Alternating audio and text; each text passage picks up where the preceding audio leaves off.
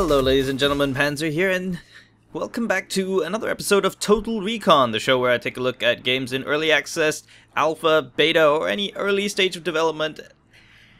And today we're taking a look at Morph Shift Wars. Now this is a game that was sent to me, and it's still, I would say, in an alpha stage, not really even beta yet. But it's available on Desura.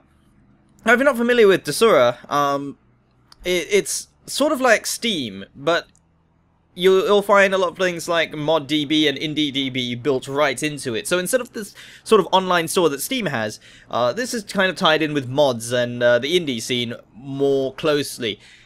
Games do get distributed on both platforms, but you know, it's Desura is kind of a niche kind of platform of distribution. So anyway, Morph Shift Wars. This is a dogfighting game.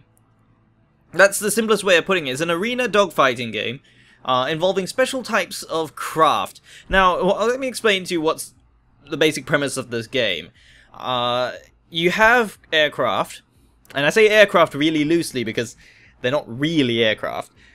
So, what you see in this window over here on my left is one of the starting craft that you can use.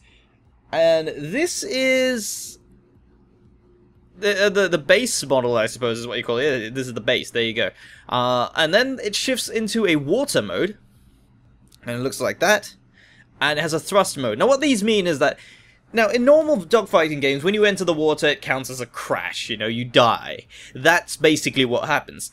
But in the case of Morph Shift Wars, the battle doesn't end when you enter the water. In fact, all the craft are capable of going underwater and fighting again there. So it's kind of a cross between dogfighting and being in the water, if that makes sense. You know, submarine and fighter combat. A little bit tricky to explain, but you'll see it once I get into it. So this is the water model, and then there is the thrust model, which is if you're using a boost or an afterburner type thing, it becomes that. And then there's the base. And there are several different aircraft to choose from. Except that my cursor temporarily disappeared. Alright, and here we are. This is one of the others. Kind of looks a bit like just a conventional jet fighter, I suppose. Now, some of the designs are kind of interesting. And some of them don't have animations of any sort, which I believe is probably because it's not finished yet. So there are plenty of these that are like that. Just don't seem to be complete yet. But I suppose, you know, it's really early days here, so you won't expect too much just yet. And then these are customizable with different weapon types, of course, which you can mount onto your equipment 1 or 2. You can have 2 different weapons. It's not really too, you know, big on different weapon types, but you just got these and have 1 or weapon 2. So you can see on the left and right down here on the actual aircraft, there are these 2 different weapons that you can use. Now all of these do different things. Now, of course, your starter weapon is this machine gun and a sort of homing missile. This is actually really powerful, which is kind of I'm not too sure whether that's a balancing issue or not, but giving you a powerful weapon at the beginning isn't too bad of an idea, considering that you have to unlock these as you go, using a currency called MSM, which is Morph Shift Metal, which is apparently what everything in the game is made out of. So there we go. We also have wing modules. So different sort of equipment that we can use, which will change the way the aircraft sort of behaves and can give us an advantage or disadvantage as we go. And the same with tail modules. You can actually change these as well. And of course you can change the color if you own the skin for it. Now one thing that's a bit peculiar about this UI is that, now this is again a game that's not really ready to release at all yet. But these are all windows, kind of like what you see on your desktop. So if I open these, I have to close them again, and these 2 open on top of each other and I can actually move them around, so they're actually just perfectly normal windows. And then of course you can see your overall stats with this particular vehicle, so you can see I've actually played a couple of times, and it's not an easy game to play. That's why with the number of hits I have, the kills aren't being recorded, but I think I have got some kills, I just don't know why it's not being recorded yet. Very, very strange indeed. So let's hit quit on that, and now this game is intended to have a single player campaign as well as an online multiplayer system. So here we have, it says mercenary missions, and then the tooltip comes up with the start story mode. This is actually the campaign. Now all these menus and stuff are still, in my opinion, still pretty messy. Like the background, in my opinion, is a little bit too busy, and then the font is questionable because it's a bit too skinny and maybe a bit difficult to read. I don't know, but that's something that will probably be fixed later on.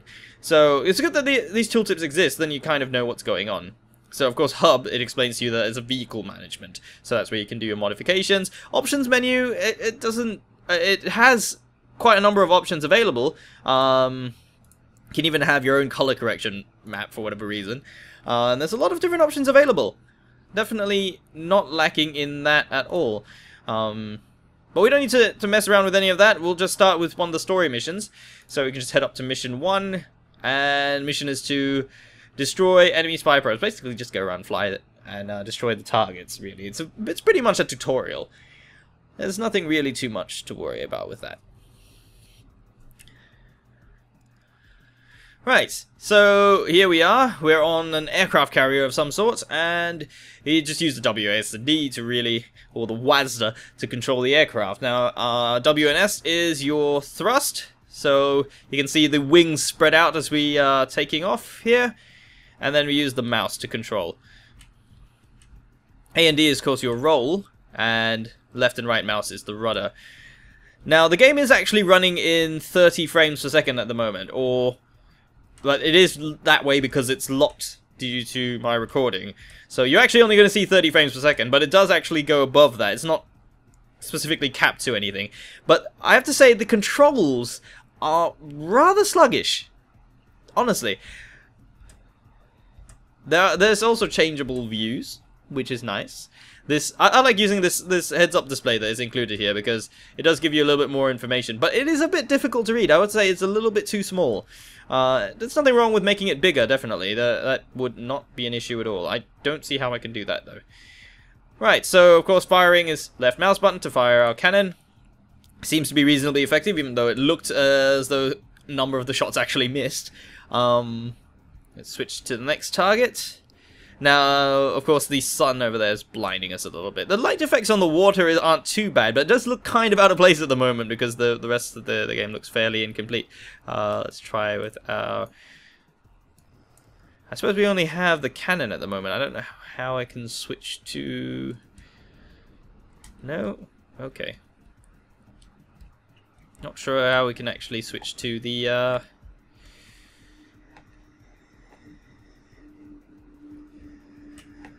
to the missiles. I know I'm carrying missiles, I just don't know how to use them. They're probably not available for this mission, but see how that is. We also have a shield, which you can activate. You tap it once and it's active for a short period of time. Right, okay, there's one thing I want to show you. I'm just going to dive straight down into the water. Ooh, lag spike. Dive straight into the water and just see exactly what happens. So now we're in the water and it's pitch black. As you would expect. But you can see look at the little light effects on the ship and everything. I know for a game that doesn't look anywhere near complete yet, definitely the models and textures and stuff are not of the best quality at the moment. But just the effects when it's in the water, there's this sort of color effect. And you can see a little bit of the blurring effect and stuff that's already shaping up to be quite nice. And if you see it's not just, oh, you know, there's no collision map on the water and that's why you can go underwater. There's nothing to do with that. It actually is properly designed from the ground up to be that way. The ship even behaves differently. Like, I would wager that this particular craft that I'm using was meant for underwater combat. Because like I was saying earlier, it was really sluggish when I was flying it around the air. But now it's a lot more responsive underwater. So who knows? Maybe it's better for that sort of thing. See, up here, it seems to lazily list around quite a lot and drift a little bit out, but in the water it seems to perform a lot better, so maybe it's for that. It might actually be better underwater, but you can see even the weapon trails and everything are different underwater, and definitely when it comes closer to release, this could well be a title that has a lot more going for it than what you see right here. Definitely I would say this is one to watch because it has a very interesting premise. One thing I will say is that it does remind me quite a lot of games in the past, like Descent, for example, which were the really old school sort of, I wouldn't say dogfighting game, but that sort of controlling a spaceship kind of games. I don't know what you would call that to be honest. But it still has a very arcadey feel to it. The controls are very simplified. And there's a lot of variety in the craft themselves. Like, just based on the fact that there's so many of them available at the beginning, with quite a lot more to come, definitely, as well as a lot of customization options available, this could be something that has a lot of potential, especially given the things such as underwater combat. Now, I'm just going to quit out of this mission. I'm not going to complete this one. So I can show you the arena match. Now, this is where you can start your own custom missions. Now, you can actually host multiplayer already if you want to play with other players. But we're just going to play with the bots for a moment. And this is one problem that I have with this game at the moment. I don't know if this is something that's going to be fixed in future, but I'm starting this up just to show you what the problem is. Alright, so we'll just start with 3 AI. And, you know what? This is an underwater map. That's interesting. There's quite a lot of different maps available already. I mean, it's not a lot. It's not hundreds of maps, but there's quite a number considering the stage of development. But we're going to start with this archipelago map, just to show you what exactly I think the problem is with this game. Arguably, this could be the only problem that I really have with it, aside from a few design choices. Things like, just now you might have seen the stall word that comes up when you slow down too much. Incidentally, your speed and all that is in the bottom right, and the moment I'd say the UI is, it's not that it's not intuitive. I mean, it is where you'd expect sort of HUD elements to be. Look, we're stalling right now. There, the word stall comes up in this sort of font that's a bit difficult to read. I would have gone with something a little bit more readable in that sense. I know it's supposed to be stylized, but it just doesn't look that nice. And it's definitely a bit difficult to read for the most part, especially for something that flashes up really quickly like that. Alright, so here's the first problem I have with it. So that was a missile being fired by a bot. Now, the AI is, I would say it's good, but it is possibly because the missiles lock on that they are good. But here's the thing, and I think this is something that should have been implemented from the beginning, but we'll see how it goes. Maybe it'll be fixed later on. Now, if I have a lock on me, I'm just going to fly here because I'm pretty sure they'll lock onto me at some point. Now, activating a boost does nothing because the missiles fly really, really fast. If I go underwater, strangely enough, they didn't actually lock onto me there. They were too busy killing each other. Just a bit disappointing. I actually do want them to shoot at me because the thing is, if you go underwater, heat-seeking missiles, which those lock-on missiles are supposed to be, seem to be able to lock on to you even when you're underwater, and they will destroy you. The thing is, I don't know if they should do that, because there's no means to escape from them other than just vigorously turning constantly. And if your ship happens to be a bit too sluggish in the turns, you're not going to be able to outturn the missile anyway. So, it's a bit questionable as to why that is. It feels like it could potentially game-breaking. There we go. So I've got the missile on me now. It did bug out a little bit, but it got me that quickly because the warning came up so quickly, and then I'm gone. Now, you could be saying, oh no, it's probably because you're terrible at the game. It's like, yeah, that might well be true, but the thing is, the missiles themselves, look, there's one coming head-on with me right now. 2, actually. They fired 2 at me. So I'm going to activate my boost. And I managed to dodge it. That's never happened before, actually. I managed to dodge the missiles. I've never been able to do that before. That's really interesting. But you can see just how maneuverable those missiles are. Even in a full turn, they can just go infinitely. And look, there's the missile going underwater and destroying one of the bots. And now I'm underwater. There's one locked onto me. Did it get me? No? You see, that's the annoying thing. When I want to demonstrate something, it doesn't happen. But that's basically it. The missiles will lock onto you even after you go underwater, and they're really maneuverable. And even in this starter ship, I can't seem to outrun them. Now, you could say that, oh, you know, maybe the faster ships that you get in future might be able to outrun them. It's like, yeah, well, good if they can. But the thing is, you have to unlock these things by getting kills. Even doing damage doesn't count. In a lot of other games, for example, things like World of Tanks, for example, or War Thunder, you get a small percentage of currency based on the amount of damage you do. that's kind of important, because sometimes you don't get the last shot in and you don't get the kill, and there you go, I'm dead again.